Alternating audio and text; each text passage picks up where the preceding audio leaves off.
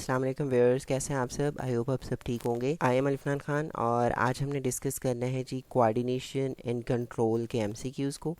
ठीक है जी, पिछली वीडियो में मैंने जैसे आपको शॉर्ट क्वेश्चंस और लॉन्ग क्वेश्चंस ठीक है इसके बताए थे कि कौन कौन से इंपॉर्टेंट है। ठीक है, तो इसी हिसाब से मैंने आज आपके लिए एमसीक्यूज़ बनाए हैं जो कि 6 पेजेस पे हैं। ठीक है, और आज हम इंशाल्लाह पहले 3 पेजेस को कवर करेंगे ताकि आप अच्छे से इसको अंडरस्टैंड कर सकें। ठीक है, और टोटल ये 97 एमसीक्यूज़ हैं।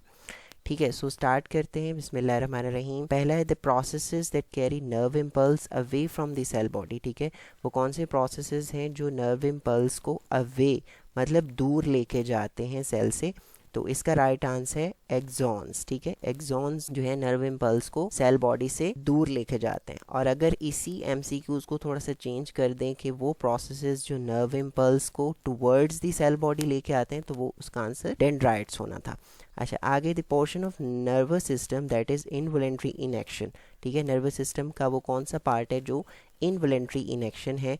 तो इसमें राइट आंसर इसका है ऑटोनॉमिक नर्वस सिस्टम। अच्छा, उसके बाद है which neuron are present inside the central nervous system. ठीक है, सेंट्रल नर्वस सिस्टम के इनसाइड कौन से न्यूरॉन प्रेजेंट है। यहाँ पे सेंसरी न्यूरॉन लिखा है, मोटर न्यूरॉन या दोनों, या फिर इंटर न्यूरॉन्स। ठीक है, तो इसका राइट आंसर है इंटर न्यूरॉन्स ओनली। उसके बाद the part of brain responsible for muscle movement, interpretation of senses and the memory. ये ब्रेन का वो कौन सा पार्ट है जो मसल मूवमेंट और इंटरप्रिटेशन ऑफ सेंसेस को इंटरप्रेट करना या मेमोरी के लिहाज से, याददाश्त के लिहाज से इंपॉर्टेंट है या वो इसको कंट्रोल करता है। ठीक है, तो इसमें इसने option pons, medulla oblongata, cerebrum या सेरेब्लम। ठीक है, तो इसका राइट आंसर है सेरेब्रम। ठीक है, सेरेब्रम ये 4 ब्रेन का पार्ट है, तो ये इसकी रिस्पॉन्सिबिलिटी है। अच्छा, आगे है apart from hearing what other major function is performed by ear. ठीक है, सुनने के अलावा इसका और मेजर बॉडी फंक्शन कौन सा है। Hormone secretion, body balance, reduction in nerve pressure, या ऑल ऑफ दीज। ठीक है, तो इसका राइट आंसर बनता है बॉडी बैलेंस। ठीक है, ये बॉडी बैलेंस में भी हेल्प आउट करता है और इसमें खसूसन जो इनर ईयर है, ठीक है, वो ज़्यादा इंपॉर्टेंट है बॉडी बैलेंस में। आगे which type of coordination is found in plants. Plants में कौन सी कोऑर्डिनेशन जो है वो पाई जाती है, केमिकल, मैकेनिकल, नर्वस या इलेक्ट्रिकल। ठीक है, तो इसका राइट आंसर बनता है केमिकल कोऑर्डिनेशन। आगे how many numbers of components are involve in coordinated action. Coordinated action में कितने नंबर ऑफ कंपोनेंट्स इन्वॉल्व हैं। इसका राइट आंसर है 5 components involve. Coordinated action ends at, कि कोऑर्डिनेटेड एक्शन कहाँ पे एंड होता है। Coordinated action always ends at response. ठीक है, आगे है which organs act as coordinator in chemical coordination. ठीक है, कि केमिकल कोऑर्डिनेशन में कोऑर्डिनेटर कौन है। ठीक है, तो इसमें जाहिर सी बात है केमिकल में हम हार्मोन्स की बात करते हैं, तो हार्मोन्स कौन रिलीज करता है, एंडोक्राइन ग्लैंड्स। तो यहाँ पे एंडोक्राइन ग्लैंड जो है वो एक्ट एज अ कोऑर्डिनेटर। आगे it is responsible for chemical coordination. ठीक है, केमिकल कोऑर्डिनेशन के लिए कौन सी चीज़ रिस्पॉन्सिबल है। पहला है उसने एंडोक्राइन सिस्टम बोला है, सेंट्रल नर्वस सिस्टम, पेरिफेरल या ऑटोनॉमिक। ठीक है, तो अभी हमने बात की है कि जो केमिकल कोऑर्डिनेशन है वो एंडोक्राइन सिस्टम के थ्रू होती है, तो जाहिर सी बात है फिर एंडोक्राइन सिस्टम रिस्पॉन्सिबल है। आगे which organ act as effectors in nervous coordination. ठीक है, नर्वस कोऑर्डिनेशन के अंदर कौन से ऑर्गन इफेक्टर के तौर पर एक्ट करते हैं। मसल्स, ग्लैंड्स, बोथ या बोन्स। तो यहाँ पे बोथ आएगा, मसल्स और ग्लैंड के बाद आगे one is coordinator in nervous coordination. ठीक है, अब नर्वस कोऑर्डिनेशन में कोऑर्डिनेटर की बात कर रहे हैं तो यहाँ पे आएगा ब्रेन एंड स्पाइनल कॉर्ड, और पीछे इसने केमिकल कोऑर्डिनेशन की बात की थी तो वहाँ पे क्या था, एंडोक्राइन ग्लैंड्स। आगे स्पेसिफिक ऑर्गन्स, टिश्यूज और cell of the body that intercept the stimuli. ठीक है, वो स्पेसिफिक ऑर्गन, टिश्यू या सेल ऑफ द बॉडी जो बेसिकली स्टिमुलाई को इंटरसेप्ट करते हैं, तो वो कौन सी चीज़ है। तो यहाँ पे इसका राइट आंसर रिसेप्टर्स। आगे एक्शन परफॉर्म बाय इफेक्टर्स, जो एक्शन इफेक्टर परफॉर्म करते हैं वो क्या होता है, रिस्पॉन्स होता है। उसके बाद 15वां है in neuron nucleus is present. Neuron में न्यूक्लियस कहाँ पे प्रेजेंट होता है, सेल बॉडी के अंदर। उसके बाद myelin sheath is formed by, myelin sheath कौन बनाता है, शिवॉन सेल्स। ठीक है, इसका राइट आंसर है शिवॉन सेल्स। के बाद this is not a part of hind brain. ठीक है, हाइंड ब्रेन के 3 पार्ट हैं, पॉन्स, मेडुला ऑब्लंगेटा और सेरेब्लम। तो इसमें एक्सेप्शन है ये वाली, ये जो सेरेब्रम है ये 4 ब्रेन का पार्ट है। आगे if you look at an intact human brain what you see the most is a large highly convoluted outer surface, this is the. ठीक है। अगर वो कह रहा है कि आप एक इंटैक्ट ह्यूमन ब्रेन को देखते हैं तो आप क्या देखते हैं, क्योंकि ज़्यादातर वो लार्ज है, हाईली कन्वर्टेड आउटर सर्फेस है, तो इसमें वो राइट आंसर उसका क्या हो सकता है, पॉन्स, सेरेब्रम, सेरेब्लम या मेडोला ऑब्लंगेटा। ठीक है, तो इसका राइट आंसर बनता है सेरेब्रम। अच्छा, उसके बाद है the unit of nervous system. Nervous system का जो यूनिट होता है वो न्यूरॉन्स हैं। The thread like projections of cell body which take nerve impulse towards the cell body of neurons. तो अब यहाँ पे ये देखें, ये वही वाला एमसीक्यूज आ गया जो मैंने आपको ऊपर बताया था कि अगर हम टुवर्ड्स की बात करें तो वो डेंड्राइट्स होगा, और अगर अवे की बात करें, ये देखें अगला एमसीक्यूज भी उसने इसी तर्ज के हवाले से बना दिया कि अगर अवे की बात करेंगे तो वो एक्सॉन होगा।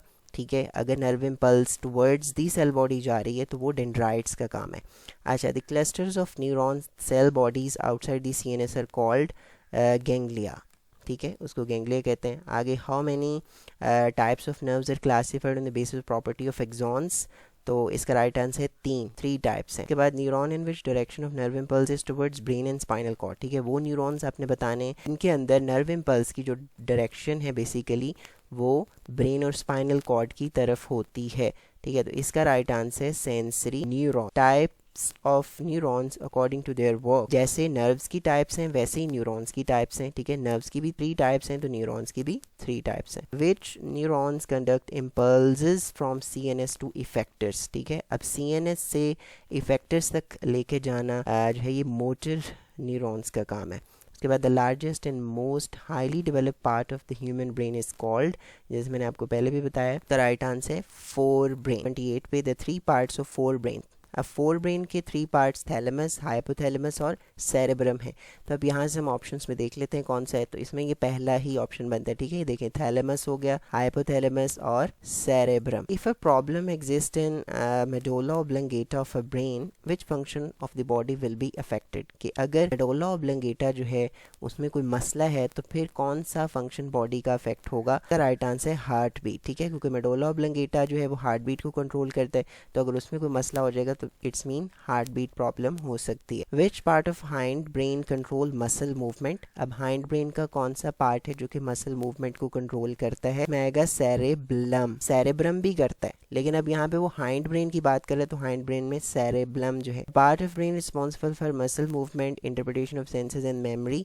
ठीक है, तो ये देखें इसमें भी उसने बता दिया, तो ये है cerebrum. They receive information, interpret them and stimulate motor neurons. ठीक है, अब उन्होंने यहाँ पे ये पूछ रहा है कि वो कौन सी चीज़ है जो इन्फॉर्मेशन को रिसीव करती है, उसको इंटरप्रेट करती है, फिर देन मोटर न्यूरॉन्स को स्टिमुलेट करती है। ठीक है, तो यहाँ पे फिर क्या आएगा, इंटर न्यूरॉन्स। ठीक है, क्योंकि ये इंटर है, सेंटर में है, तो जाहिर सी बात है इन्होंने सेंसरी न्यूरॉन्स से इन्फॉर्मेशन को रिसीव करना है, उनको इंटरप्रेट करना है, फिर देन मोटर न्यूरॉन्स को स्टिमुलेट कर देना है। Which one control rage, pain, player and sorrow. ठीक है, इनमें से कौन सी चीज़ है जो चीज़ों को कंट्रोल करती है, तो इसमें राइट आंसर है हाइपोथैलेमस। आगे, dash lube of fore brain contain sensory areas that receive impulses from skin. ठीक है, फोर ब्रेन की कौन सी लूब है जो कि जिसके अंदर सेंसरी एरियाज प्रेजेंट है जो कि नर्व इम्पल्स स्किन से आने वाली, ठीक है, नर्व इम्पल्स को रिसीव करते हैं। पहला है पेरिएटल, दूसरा फ्रंटल, तीसरा ऑक्सीपिटल, चौथा टेम्पोरल।